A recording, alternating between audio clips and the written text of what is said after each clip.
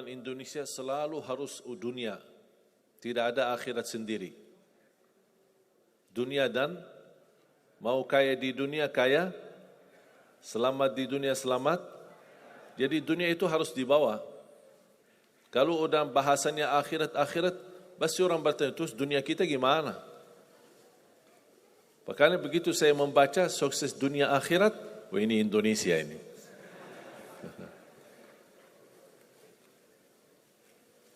Bahkan hampir setiap ibadah kita pasti yang dikejar dunia.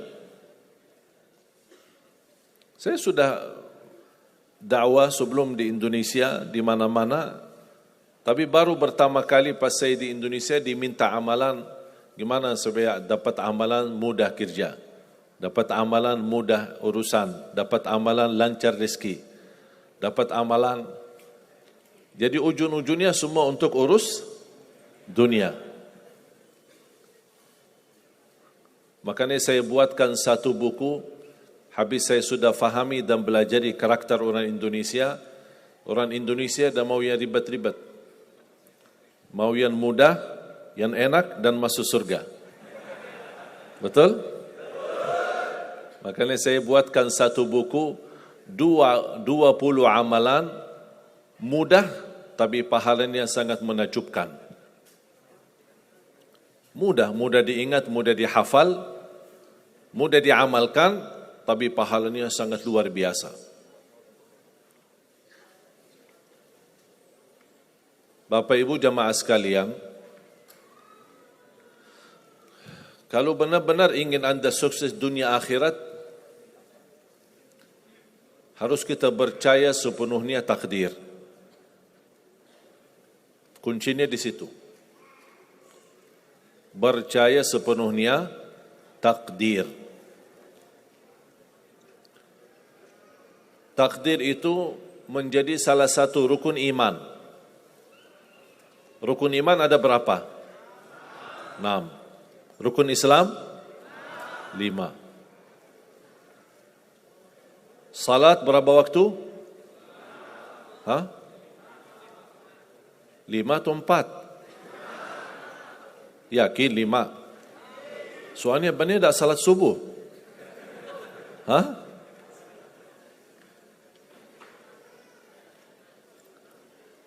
Takdir itu menjadi salah satu rukun iman. Tapi banyak di antara kita yang belum percaya sepenuhnya soal takdir. Dan kita sifat manusia, mohon maaf, suka tidak adil. Contoh, kalau Allah berikan karunia, nikmat, pertama kita lupa bersyukur. Yang kedua, kita tidak pernah berkata sama Allah, ya Allah kenapa aku dapat nikmat ini? Tapi sebaliknya, kalau kita diuji oleh Allah, kita kurang sabar, dan kita bertanya sama Allah, ya Allah kenapa saya diuji? Faham tak?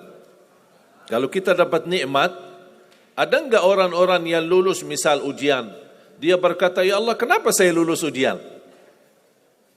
Tak pernah. Tapi kalau dia tidak lulus, dia bilang apa? Ya Allah kenapa saya tidak lulus? Ketika ditimpa musibah, dia selalu merasa nyesal atau merasa sakit hati, tersinggung. Berkata sama Allah, kenapa saya diuji? Padahal saya orang baik. Saya jaga salat, saya berusaha mendekat sama Allah. Tapi saya merasa bertambah berat ujiannya. Tapi sebaliknya, ketika diberikan nikmat, dia tidak pernah menyebutkan, ya Allah kenapa saya mendapatkan nikmat ini? Kayaknya si fulan lebih fantas mendapatkan nikmat. Itu tanda manusia tidak adil. Tidak bersikap adil.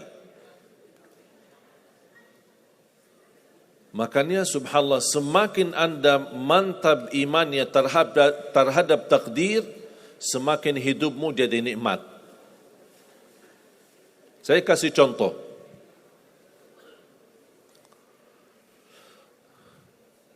Tidak ada bersoalan masalah takdir baik. Itu bukan masalah bagi kita. Justru kita bertambah senang kalau kita mendapatkan takdir yang baik. Tapi yang menjadi bersoalan, bermasalah bagi kita adalah takdir buruk. Ketika ditimpa musibah, ketika ada ujian, ada sakit, kesulitan, penghasilan yang tidak mencukupi, dan banyak masalah keluarga, masalah rezeki, masalah sama majikan, masalah di kerjaan, itu yang membuat banyak beban fikiran.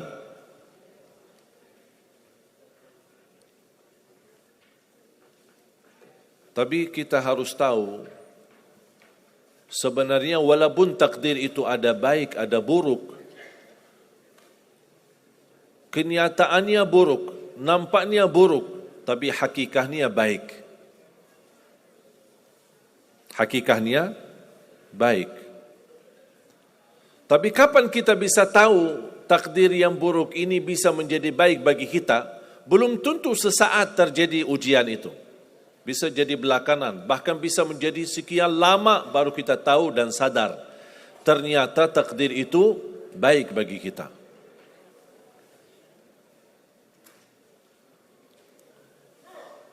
Saya kasih contoh. Melalui cerita. Saya buatkan satu cerita, ingin memberikan pesan kepada orang Muslim, orang beriman, betapa besar karunia Allah dan pertolongan Allah melalui takdir. Ada seorang berdoa, dan saya yakin anda semua berdoa. Setiap berkesempatan, setiap salat, setiap sujud atau tahajud, duha, pasti anda semua berdoa. Ada yang diinginkan, ada yang hajat-hajat yang belum terkabul, belum tercapai. Bertemu orang salih, bertemu ulama, bertemu habib, minta didoakan, tolong doakan. Semoga lancar urusan saya. Semoga dapat jodoh. Semoga insya Allah dapat keturunan. Semoga hasil dan rezeki yang saya dapatkan menjadi berkah dan bermanfaat bagi saya dan keluarga. Ada orang berdoa kepada Allah Subhanahu wa taala. Mohon jamaah sekalian dengar cerita ini baik-baik. Karena ada pesan hikmah yang kita bisa ambil.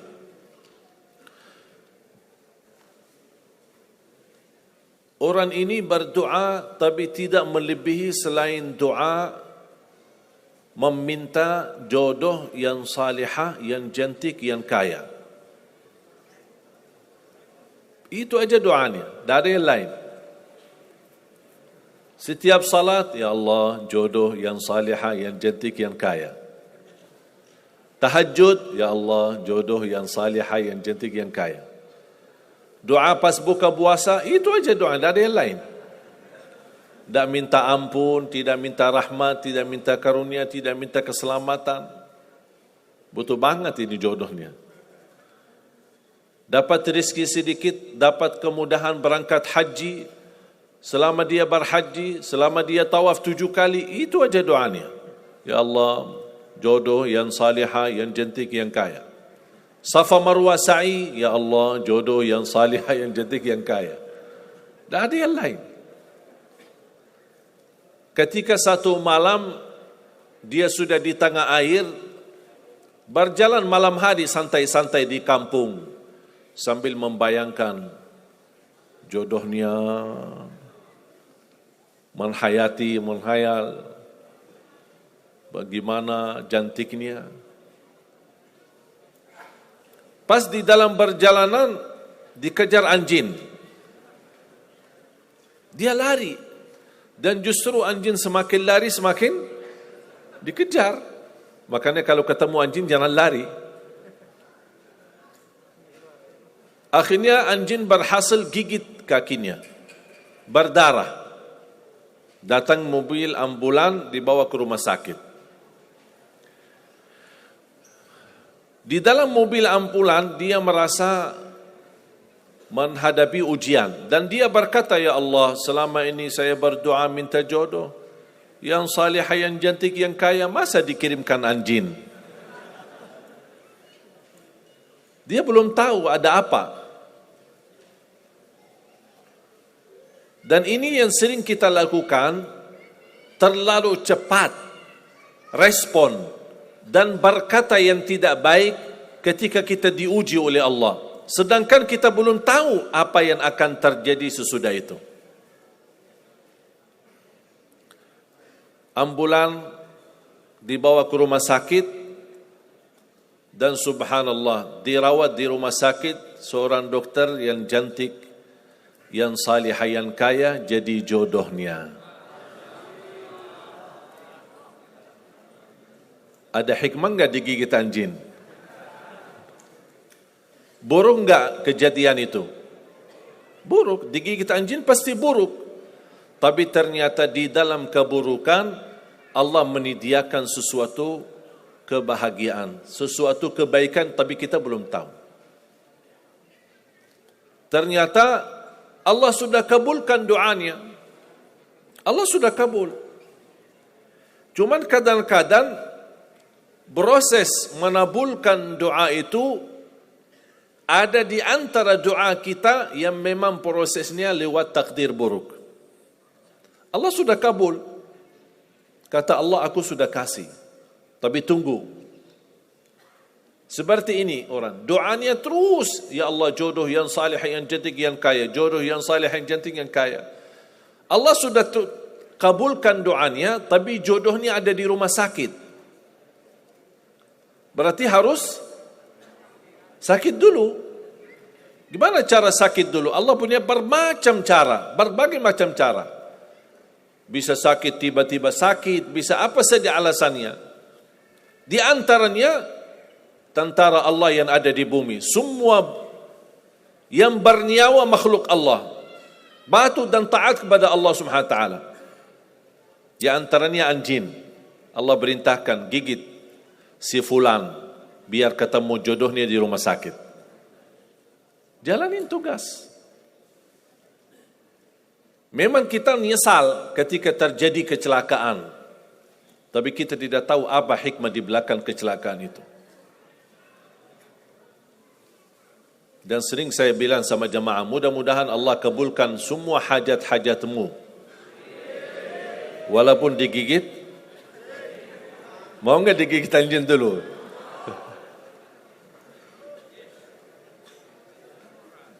Sebenarnya kalau kita tahu rahasia takdir, apapun yang akan terjadi, kita tidak ada kekhawatiran. Karena kita tahu sesudah ujian ini pasti ada sesuatu kebaikan. Dan yakini Bapak Ibu, Allah Subhanahu Wa Taala Maha Baik.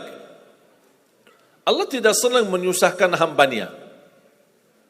Tapi kadang-kadang proses untuk menuju kebaikan ada kesulitan dan tantangan. Seperti cerita seorang bapa yang bercita-cita untuk berhaji. Saya bertemu seorang jamaah, usia sudah mungkin 80-an, 80 tahun lebih. Saya pas bertemu diceritakan ini marbot masjid, ahli masjid.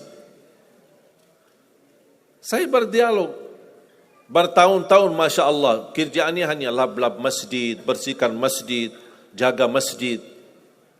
Saya berkata sama beliau, Pak, apa yang Bapak inginkan?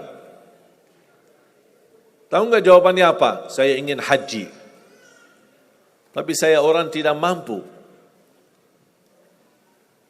Doakan mudah-mudahan saya bisa haji. Saya bilang insyaAllah Pak, kalau soal haji, soal umrah, itu tidak tergantung dengan kemampuan.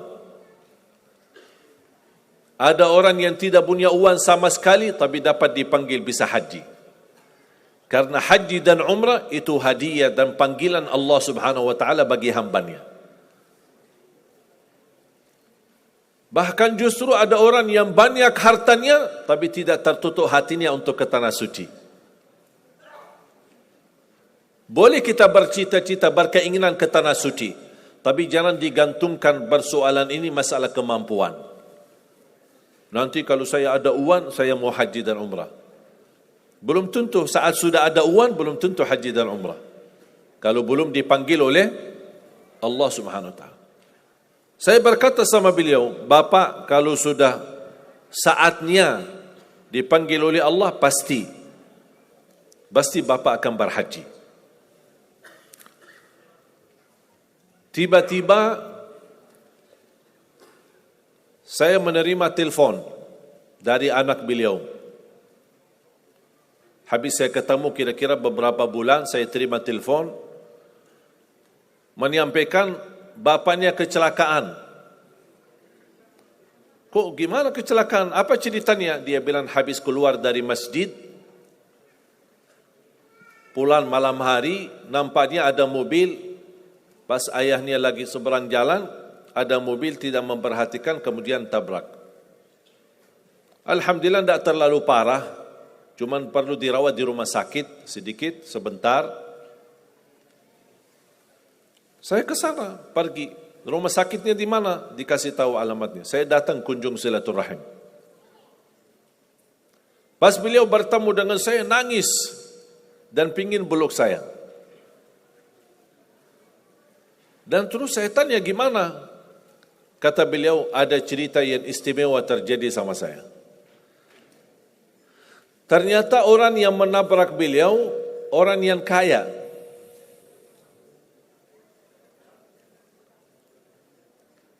Habis itu, orang yang kaya minta maaf sama si bapak ini.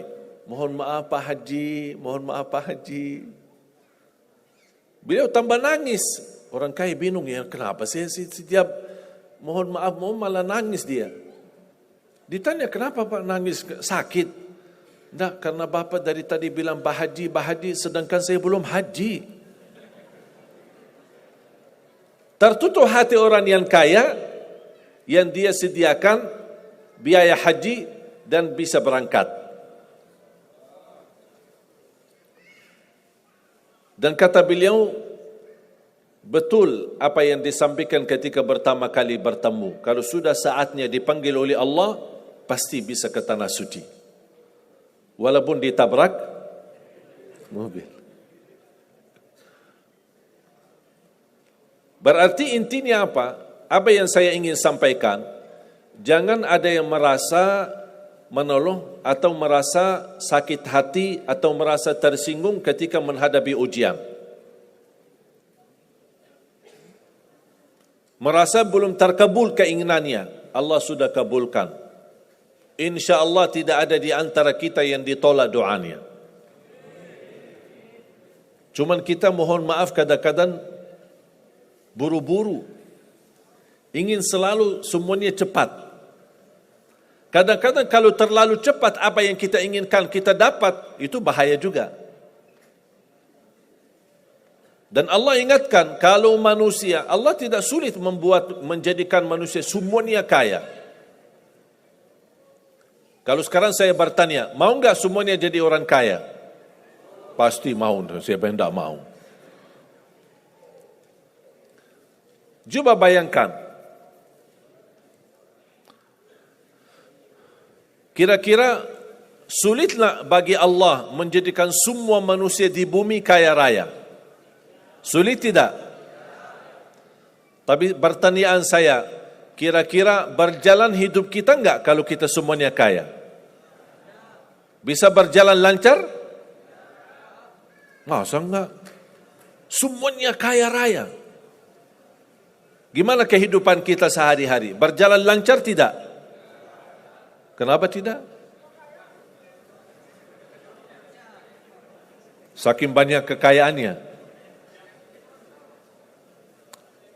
Kalau semuanya kaya, memang sulit menjalani kehidupan.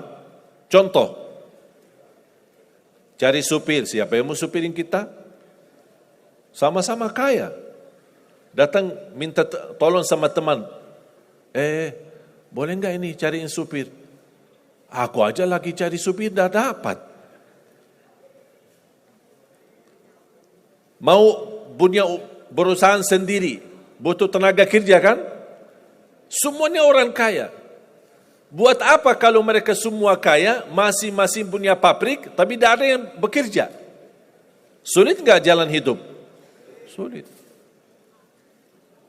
Sama sebaliknya, Kalau semuanya di bumi miskin, susah. Kira-kira gimana hidup kita?